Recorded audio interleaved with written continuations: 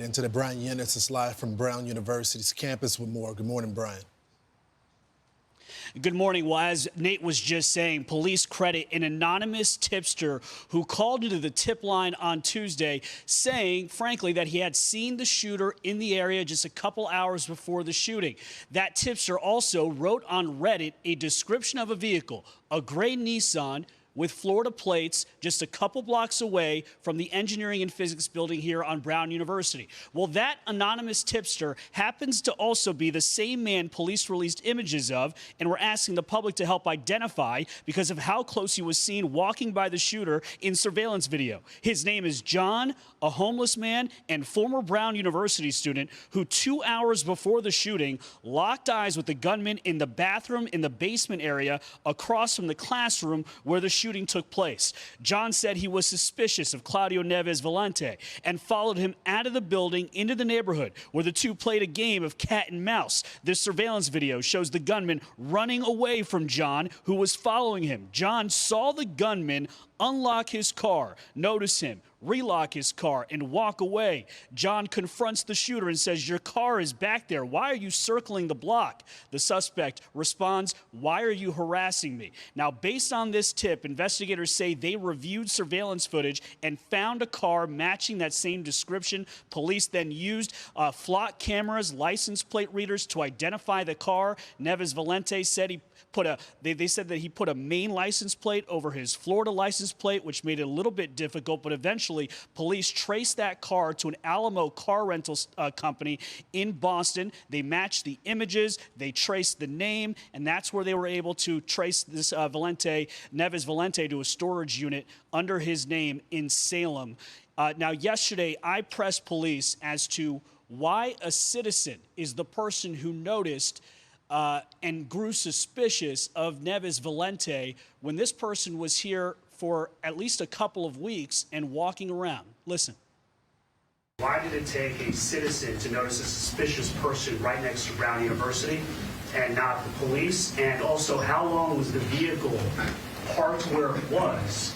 And was it days, hours, minutes? What are we talking It appeared to be days as far as the evidence. Why would a civilian observe that to be suspicious? It's a great point. And I like the fact that you're mentioning that and bringing that up. That's what we should all be doing, right? And it's just personality. Some people are more interested in finding out what others are doing. In this particular case, this person decided that he wanted to, and I'm glad he did.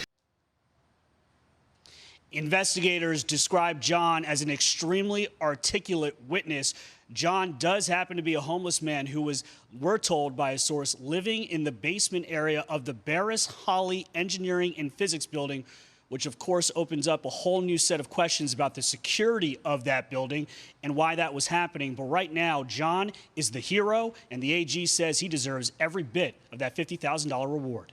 Guys? Yeah, clearly. I mean, Brian, he had the wherewithal and the information that led police directly to the suspect, and they praised him as they should. But you raised the question, why was a homeless man allowed to live in the basement of this college facility where this shooting eventually took place? Yeah, it really brings up a lot of questions about the lack of security in that building. And the Brown University president, Christina Paxson, was pushed last night hard about this. We know in the affidavit that there are only 2 cameras outside of this building, and there was no security guard at this building, which was not atypical. So this building was never guarded. There weren't enough cameras. So obviously, it was so unguarded that they allowed somebody to live a homeless man to live in the building, an academic building. So again, John's a hero, but that brings up questions about security. Right. He is a hero in this case, but Brian, they also have to grapple with something else. The shooting takes place that Saturday. Sunday, they arrest and then cut loose this person of interest. Initially, they told us that there was no connection between the shooting and that happened on that Monday, but now that we know that there is a connection, they gave him some time because they stopped the search, right? You know, they'll push back and say ultimately that was 24 hours and they were still looking at every single lead. But I will tell you this, the timeline that also is something that we got to really drill in on here is that a custodian in the Brown University Engineering and Physics building noticed Claudio Neves Valente on November 28th. That's 2 weeks before the shooting. So again, if a custodian thought that this person looked suspicious 2 weeks before, this person is walking around campus in and out of a building, where was Brown University police?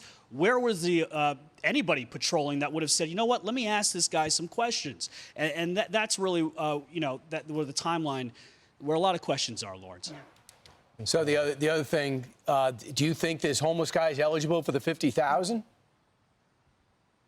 According to the Attorney General, he thinks that he should get every dollar of it.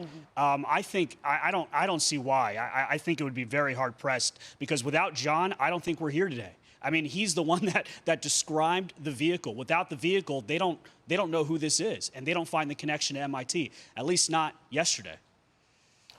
Wow. And we know he went to school with this guy in Portugal, and we know that he was probably spent a lot of time in that building in 2000 to 2001, that 1 year he spent at Brown. So those are indeed the connections. We'll probably find out his life fell apart in Miami. All right, Bryan, thanks so much for joining the program. So the other thing they have to grapple with is that his visa overstay. I mean, we got to monitor this. We can't just have it. Most of the people that are in the country illegally right now are because of visa overstay. So if someone would have been proactive, followed up on this visa overstay, then this could have prevented. Of course, you got the cameras also as a part of that. Of course, you got the eyewitness accounts that they should have reacted more swiftly on that, but just a massive failure. And you know, and yesterday, Lawrence, what you're referring to is that we learned that this suspect entered the U.S. through what's called the Diversity Lottery Immigrant Visa Program in 2017 and was granted a green card as a result.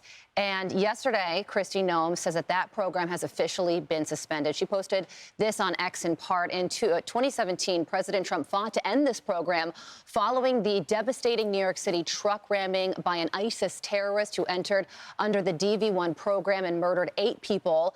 At President Trump's direction, I am immediately directing USCIS to pause the DV-1 program to ensure no more Americans are harmed by this disastrous program. And this is a program, it's a lottery where about 50,000 immigrants from various countries around the world are selected via computer system to come into this country. I actually know somebody from Nepal who came in this way, and he says that he was shocked when this happened to him, and he didn't even know exactly how his name was entered into this computer system. I mean, it changed his life as a result, and he's doing great work here now. But the president has always said merit-based is better. This is a diversity system, so he wanted to change it in 2017, and now it's suspended today. Yeah, in September 14th, they said he went from a diversity immigrant visa, and then they said he was lawfully admitted as a legal permanent resident at JFK Airport back in 2017. He ends up in Miami, and sadly, this professor, same age, same time, former classmates, that family probably knows about him. But they had the professor that was killed, who evidently is a genius, was killed with his family, with his kids upstairs. So he gets assassinated.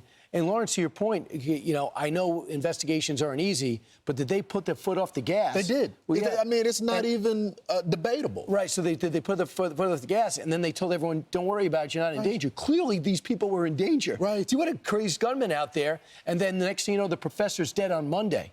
If they're able to pivot a different direction, a more accurate direction, if they're able to get to the building quicker before the shooting stopped, or close to when the shooting stopped and not 10, 20 minutes, maybe that professor's alive today. They stopped the manhunt. That's the bottom line, and they're going to have to deal with that in the coming days. Want even more Fox News on YouTube? Become a Fox News Patriot today. Click join to find out how.